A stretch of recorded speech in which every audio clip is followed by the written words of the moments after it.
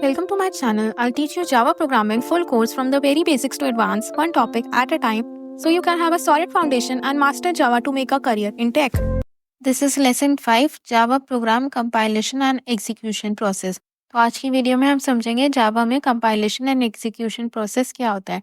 मैंने आपको बताया था जावा एक compiled and interpreted programming language है।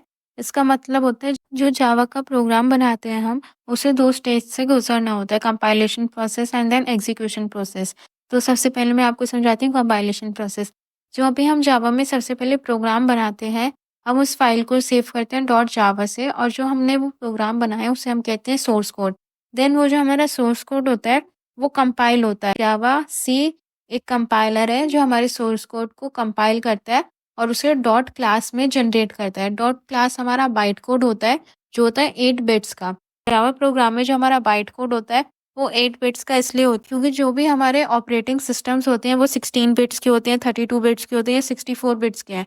बाइट कोड अच्छे से एग्जीक्यूट हो जाए हमारे ऑपरेटिंग सिस्टम्स में, इसलिए हमारा बाइट कोड 8 बिट्स का होता है। नेक्स्ट आता है हमारा एग्जीक्यूशन प्रोसेस। तो एग्जीक्यूशन प्रोसेस होता है इंटरप्रेटर जेवीएम की हेल्प से। जो हमारा बाइट कोड जनरेट हुआ है डॉट क्लास में, देन जो हमारा क्लास लोडर होगा उस डॉट क्लास को लोड करेगा जेवीएम की मेमोरी में। बाइट कोड वेरिफिकेशन मतलब जो हमारी डॉट क्लास फाइल है, हमारा बाइट कोड वेरिफिकेशन जेवीएम की मेमोरी में उसको चेक करेगा कि अगर हमारा बाइट कोड सही है, ट्रू है, तो आउटपुट आएगा, और अगर हमारा बाइट कोड में कुछ एरर आ रहा है, कुछ मिस्टेक है, तो वो फॉल्स हो जाएगा और उसमें एरर आ जाएगा। ये जो एरर होगा वो हमें रन टाइम एरर शो करेगा। Now let's see the definition. In Java compilation converts source code .java into bytecode .class using the Java C compiler.